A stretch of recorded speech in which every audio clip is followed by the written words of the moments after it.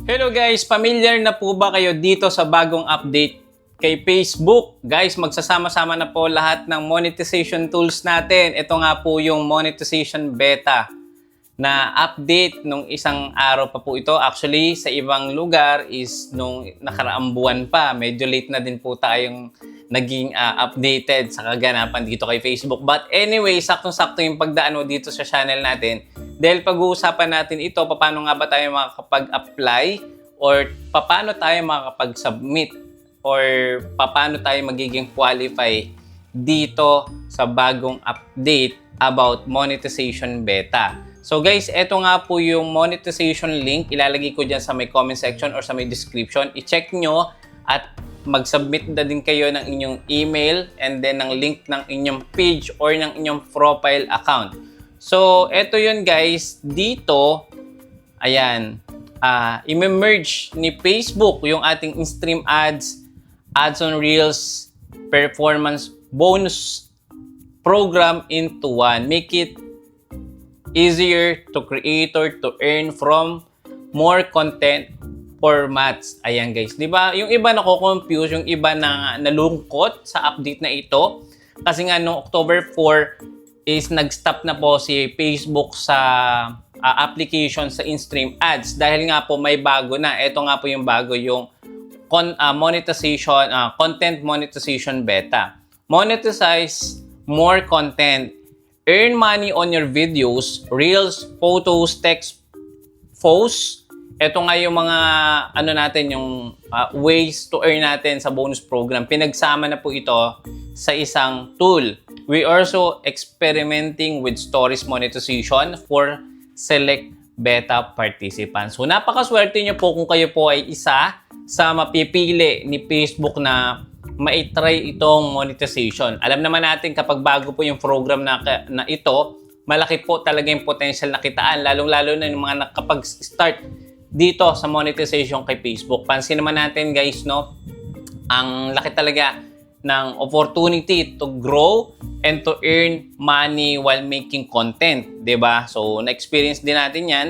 More efficient insight, earnings insight will be streamlined into a single surface so you can see how different format perform. So ipapakita ko po sa inyo ano nga ba yung itsura ng efficient insight na ito. Mas compact, mas tawag dito, mas pinasimple. Hindi na tayo kailangan pa pumunta sa in-stream ads to check kung ano yung engagement, yung followers, yung views, or yung earnings. Hindi na din natin kailangan pumunta sa ads on Reels, bonuses, or sa other monetization tools para makita yung mismong data or yung analytics. So ngayon, kailangan nyo guys mag-submit dito ng interest. But before kayo mag-submit ng interest, papakita ko sa inyo, no, nung isang buwan pa pala ito guys, na launch ni Facebook at meron na pong nakareceive ng beta participant, no, na naka-receive po ng invitation na to kay Facebook. So shout out kay Nurban. Ayan, nag-send siya ng update regarding dito. So papakita ko sa inyo guys, eto. Ayan.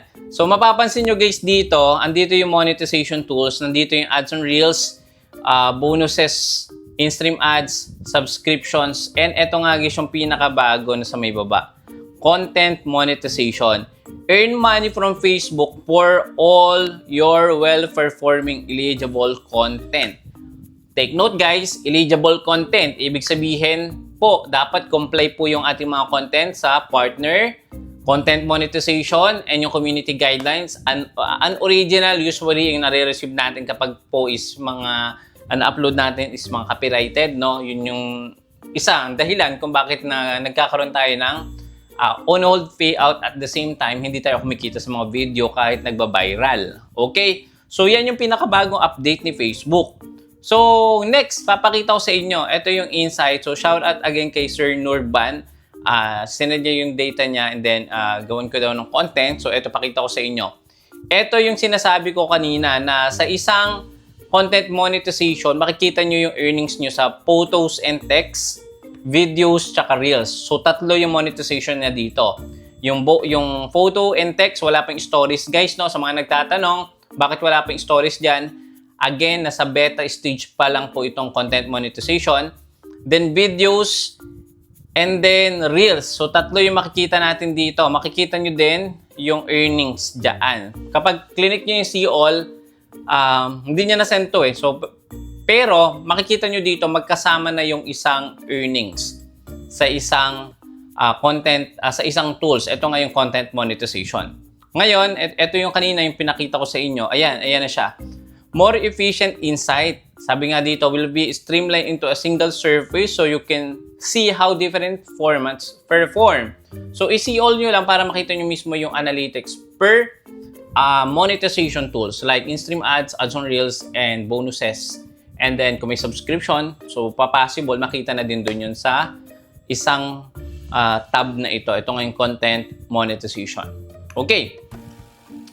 Ngayon guys, sa mga nagtatanong, bakit yung iba hindi pa invited? Tinanong ko si Sir Nurban kung page ba yung gamit niya o personal. Ang gamit niya is page. So, mas malaki po yung chance na kayo po ay maging eligible or makareceive ng invitation dito sa content monetization beta. And make it sure, no, palagi natin tandaan, dapat active tayo sa pag-upload ng video. Make it sure yung mga video natin is comply sa partner, content, and community guidance policy para po hindi tayo magkaroon ng violation at the same time para mas mataas yung chance natin na makakuha ng invitation dito sa content monetization. I don't know kung ano yung advantage nito kasi kung yung mga content naman natin ay mababa din, so mababa din yung makikita natin dito nakita. So yun nga, I suggest make it more original, informative, inspirational, motivational, ano pa ba, educational. So mag-focus kayo sa isang niche at mag-focus kayo sa short video muna kung kayo po yung nag-start pa lang dito kay Facebook.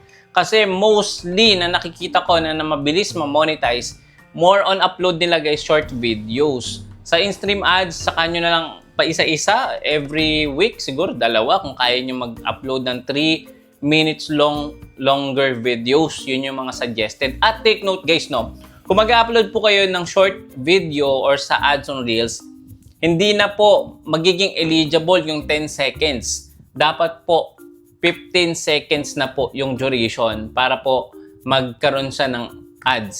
So take note that guys, no, para at least aware din kayo. And to get more details pa, basahin niyo po itong link na ilalagay ko dyan sa may description. Ito mismo yon para mabasa nyo at the same time, i-click nyo tong I'm interested. Mare-redirect kayo dito sa third party or second portal. So, kailangan nyo ditong ilagay ang inyong email address.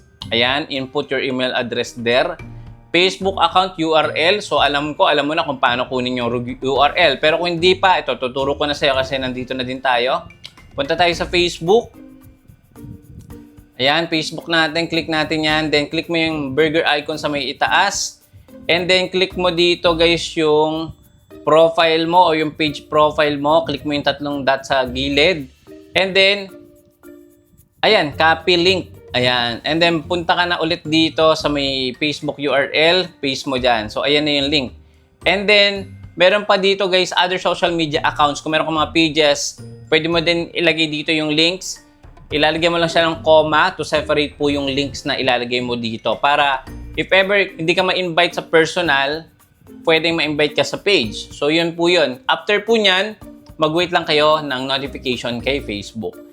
And then, other details pa guys, I suggest basahin nyo po ito para magkaroon kayo ng idea paano nga ba yung gagawin natin kapag ito ay properly implemented na ni Facebook. Yun lang guys, please, pa-share po itong video na to para po lahat po tayo updated sa kaganapan dito sa Facebook. Baka ito na yung pagkakataon mo na kumita at magkaroon ng mas malaking opportunity dito sa Facebook. Maraming salamat. Kung nagustuhan mo to, don't forget to subscribe.